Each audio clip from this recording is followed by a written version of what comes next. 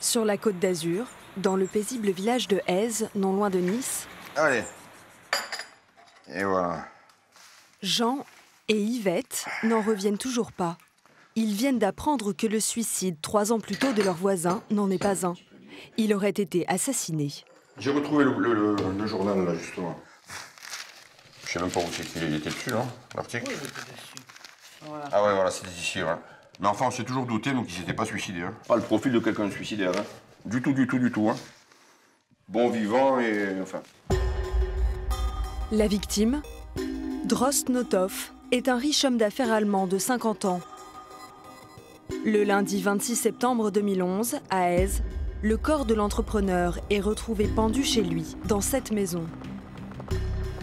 Quand ils arrivent sur place, les enquêteurs de la gendarmerie trouvent une scène qui ressemble à celle d'un suicide. On a alerté pour une découverte de cadavre par pendaison à son domicile.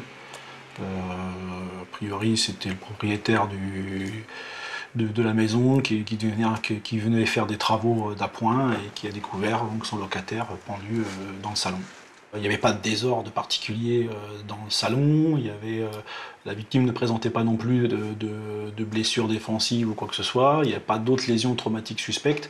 Donc voilà, quand on est parti de là, la thèse du suicide pouvait aussi être tout à fait plausible.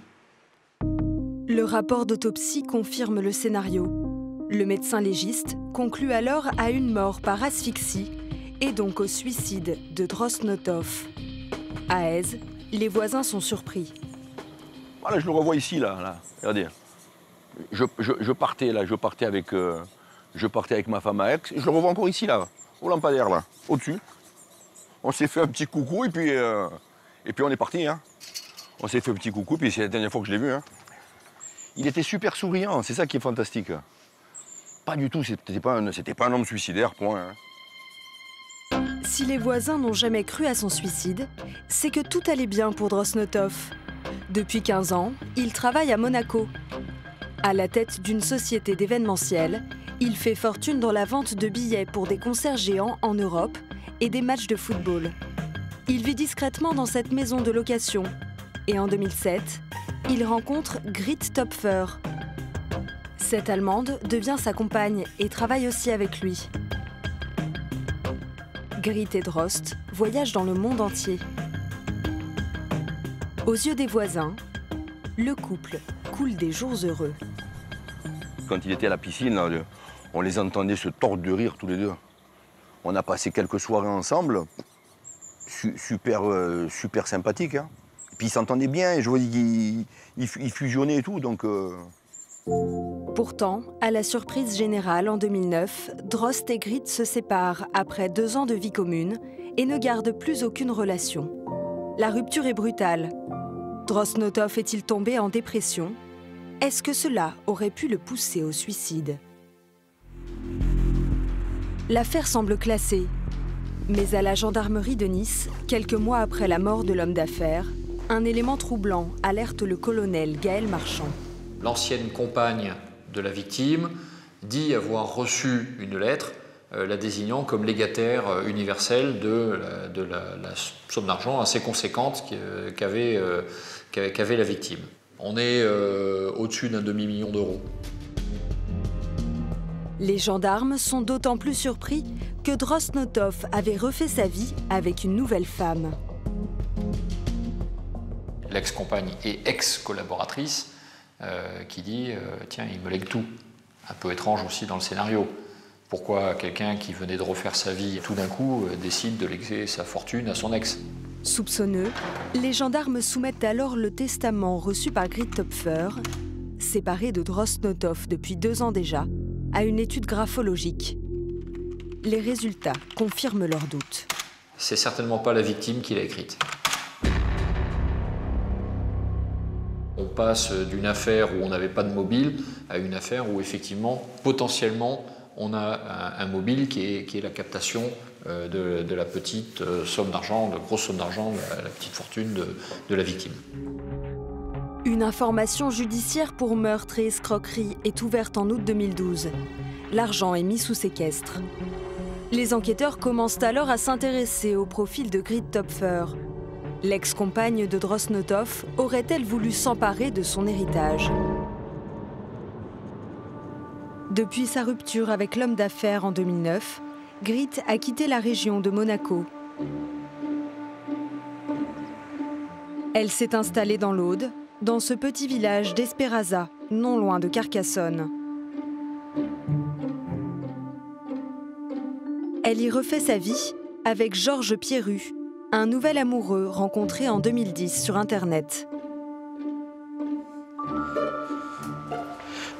Ils habitaient jusque-là. Paula, leur voisine d'en face, se souvient de gens sympathiques. La maison qui est fermée. Pour moi, ils étaient sympas. Donc, bonjour. Ils se sont présentés. Bon, ils étaient de nouveaux voisins. Ils étaient très amoureux tout le temps, là, en train de s'embrasser. Le couple est sans ressources et ne vivrait que d'aide sociale. Grit fait des études d'informatique à domicile. Elle ne sort quasiment jamais. Georges, lui, se lance dans la peinture.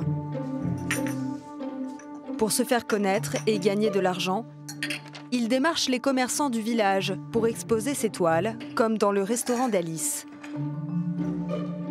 Il m'en a laissé un là, juste à l'entrée des toilettes. Enfin, voilà. Voilà. Donc voilà, c'est ce genre de petits dessins qu'il a exposé chez nous. Il nous a dit que ça faisait pas longtemps qu'il peignait et qu'il aimerait bien montrer son travail aux gens et pourquoi pas dans un lieu de restauration. En 1 an et demi, Georges Pierru ne vend que 4 toiles, entre 30 et 40 € chacune, dans le restaurant. Le couple est sans un sou, mais il n'abandonne pas le filon de la peinture. Georges Pierru commence à démarcher les médias locaux, comme TV Carcassonne, pour y promouvoir une exposition. Bonjour à tous. Alors le bon plan cette semaine, c'est mon vernissage. Je m'appelle Georges Pierru. Le vernissage que j'organise chez Adonis Carcassonne, 15 rue Barbacane à Carcassonne. Mais le couple ne se contente plus des expos de quartier. Pour faire décoller définitivement la carrière de son compagnon, Grit met en place un stratagème. Au culot, elle diffuse sur Internet de grossiers copier-coller des tableaux de Georges incrustés dans les photos des musées les plus célèbres du monde. Une réussite insolente, admirée par des stars comme Morgan Freeman. Fort de cet affichage, début 2014, Georges démarche Susana Linares, une agent artistique brésilienne installée à Monaco. Bonjour Arlette. Bon, tu vas me dire. Pour la convaincre de son potentiel, Georges a un argument choc. Comme un conte de fées. Il disait que quand il était petit, son père, c'était un ami à Picasso. Et lui, il était tout le temps sous les jambes de Picasso pendant qu'il faisait de la peinture. Et c'est de là que ça vient son inspiration. Susana tombe dans le panneau. Elle organise rapidement une soirée découverte de son nouvel artiste. Georges Pierru a désormais un nom de scène. Il est devenu Géo.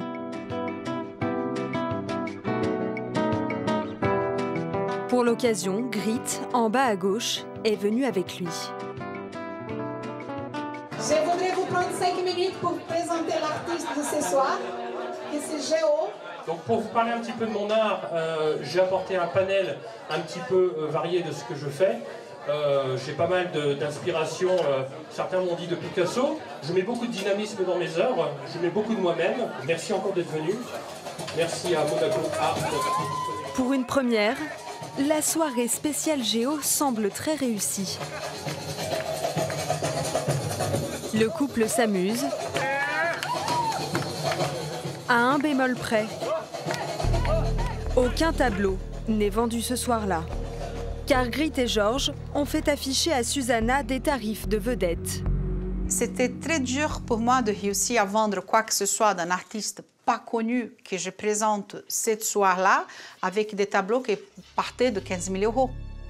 Susana découvre aussi que le couple essaye de l'escroquer en vendant en direct à ses propres contacts. Furieuse, elle met fin à leur collaboration. J'étais vraiment en colère avec lui et elle était avec lui, sa femme, et elle m'a détesté. Comment vous pouvez accuser mon mari? Il est quelqu'un de très honnête, jamais il vous ferait ça. Ben, elle est en train de le faire. Et à partir de ce moment-là...